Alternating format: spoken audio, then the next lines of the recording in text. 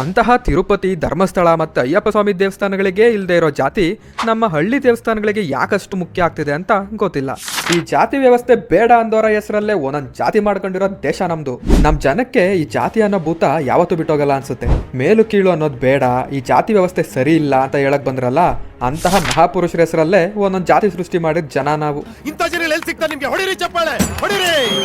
ಈ ಮಹಾಪುರುಷರು ಸಮಾಜದ ಉದ್ಧಾರಕ್ಕೆ ಅಂತ ತಮ್ಮ ವಿಚಾರಗಳನ್ನ ಹೇಳಕ್ ಬಂದ್ರು. ಆದ್ರೆ ನಮ್ ಜನ ಆ ವಿಚಾರ ಎಲ್ಲ ಯಾರು ಫಾಲೋ ಮಾಡ್ತಾರೆ, ಅವೆಲ್ಲ ಕಷ್ಟ ಅಂತ ಅವ್ರನ್ನೆಲ್ಲ ದೇವ್ರು ಮಾಡಿ ಕೂರಿಸಿದ್ರು. ಶ್ರೀಕೃಷ್ಣ, ಬುದ್ಧ, ಬಸವಣ್ಣ, ಕನಕದಾಸರು ಇವರೆಲ್ಲ ಏನೇನ್ ವಿಚಾರಗಳನ್ನ ಹೇಳಿದ್ದಾರೆ ಅನ್ನೋದನ್ನ ಅರ್ಥ ಮಾಡ್ಕೊಂಡು ಅಳವಡಿಸ್ಕೋಬೇಕು. ಅವರ ವಿಚಾರಗಳೇ ದೇವರು, ಅವೇ ನಮ್ಮ ಬದುಕಿಗೆ ದಾರಿದೀಪ. ಈಗಿನ 21ನೇ ಶತಮಾನದಲ್ಲೂ ಸಹ ಜನರ ಮೈಂಡ್ ಸೆಟ್ ಚೇಂಜ್ ಆಗಿಲ್ಲ. ಈ ಜಾತಿ ಧರ್ಮ ಅನ್ನೋದನ್ನ ನಮ್ಮ ಮನೆಗಳಲ್ಲಿ ನಾವು ಪಾಲಿಸ್ಕೋಬೇಕು. ಅದನ್ನ ಹೊರಗಡೆ ಸಮಾಜದಲ್ಲಿ ತೋರ್ಸಕ್ ಹೋಗ್ಬಾರ್ದು.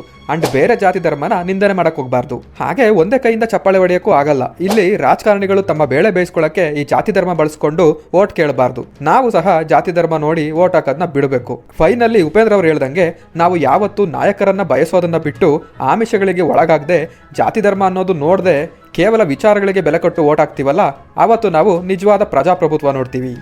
ಚಡ್ಡಿ, ಸೀರೆ, ದುಡ್ಡು, ಸಾರಾಯಿಗೋಸ್ಕರ ವೋಟ್ ಹಾಕುವಂತ ಪಾಪಿಗಳು ದೇಶದಲ್ಲಿರೋವರೆಗೂ ಇಂಥ ಪಾಪಿಗಳ ಎಲೆಕ್ಷನ್ ಗೆಲ್ಲೋದು.